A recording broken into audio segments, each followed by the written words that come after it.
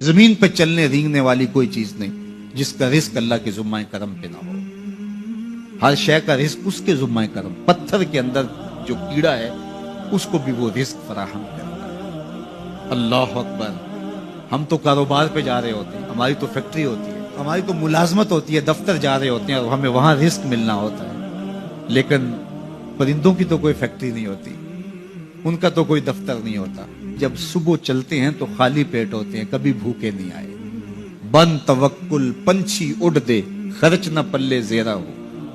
کوئی خرچ نہیں لیتے، کوئی راس المال نہیں ان کے پاس ہوتا، کوئی ایک دن پہلے بکنگ نہیں کروائی ہوتی، کوئی فیکٹری نہیں ہے، کوئی دفتر نہیں ہے، لیکن کبھی بھی خالی نہیں آئے۔ فرمایا اللہ پر توکل کرنے کا جو حق ہے اگر وہ تم ادا کرو تو وہ تمہیں ایسے رزق عطا کرے جیسے پرندوں کو عطا کرے۔ تو یہ بات ذہن میں رکھیے گا کہ رزق اللہ کا ذمہ کرم ہے، اس کے لیے ہمیں یہ حکم دیا ہے کہ ہم کاوش کریں، اس کے لیے راستے ڈھونڈیں، لیکن اس کو اپنے اوپر طاری کر لینا یہ دانش مندی نہیں ہے۔ تو اس لیے سب سے بڑی ضرورت حضرت انسان کی ہدایت۔ اب اگر تقوی اختیار کر لے بندہ تو پھر یہ سب سے بڑا مسئلہ جو انسان نے خود سمجھا ہوا ہے یہ خود بخود حل ہو جاتا ہے۔ وَمَن يَتَّقِ اللَّهَ يَجْعَل لَّهُ مَخْرَجًا، جو اللہ سے ڈرنے لگ جاتا ہے اللہ راستے کشادہ کر لیتا ہے۔ وَيَرْزُقْهُ مِنْ حَيْثُ لَا يَحْتَسِبُ، اللہ اس کو وہاں سے رزق دیتا ہے جہاں اسے گمان بھی نہیں ہوتا۔ یہ تقوی کا عملی نتیجہ ہے، اور یہ وعدہ میرا نہیں ہے، یہ وعدہ میرے رب کا ہے، اور اللہ کے وعدے سچے ہیں۔ یہ کسی مفکر نے، یہ کسی معاشیات کے ماہر نے نہیں بتایا کہ تم یہ کرو گے تو یہ نتیجہ ہوگا۔ ماہر معاشیات کے مشورے کو ہم قبول کرتے ہیں کہ یار اس نے معاشیات کو پڑھا ہے، اس نے جو بتایا ہے وہ اس کا نتیجہ وہی ہوگا۔ یہ جس نے معاشیات کو پیدا کیا ہے، جس نے رزق کو پیدا کیا، یہ اس کا وعدہ ہے اگر تم اس سے ڈرنے لگ جاؤ گے تو وہاں سے رزق دوں گا جہاں تمہیں گمان بھی نہیں ہوگا۔ تو یہ تقوی کا عملی نتیجہ ہے۔ تو اللہ کے محبوب علیہ الصلوۃ والسلام نے ارشاد فرمایا میں تمہیں تقوی کی وصیت کرتا ہوں، یہ تیرے تمام امور حیات کے لیے خیر و برکت کا ذریعہ ہے۔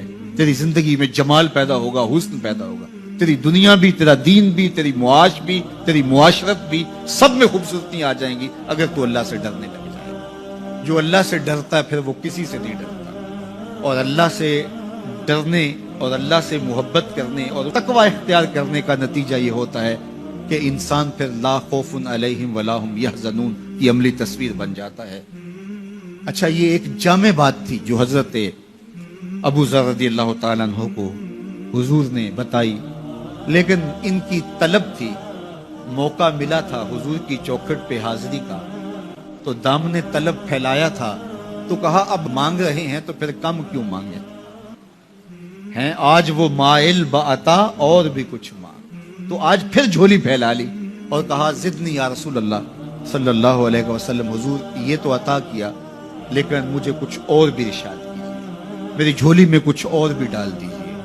تو آقا کریم علیہ الصلوۃ والسلام نے ارشاد فرمایا علیک بتلاوت القرآن وذکر اللہ، میں تمہیں دو چیزیں بتاتا ہوں، ایک تو قرآن مجید کی تلاوت کو معمول زندگی بنا لو، اور دوسرا اللہ کا ذکر یہ اپنی زندگی میں اتار لو۔ جب تم قرآن مجید کی تلاوت اور ذکر الہی شعار حیات بنا لو گے تو آسمان میں تیری باتیں ہوا کریں گے، اور زمین میں تیرے لیے روشنیاں پھیل جائیں گی، یہ تیرے لیے زمین میں نورانیت کا سبب ہوگا اور آسمان میں تیرا ذکر پھیل جائے گا۔ قرآن مجید کی تلاوت، قرآن مجید کے ساتھ شغف پیدا کیجئے اور اپنی زندگی کو قرآن مجید کے ساتھ جوڑ لیجئے۔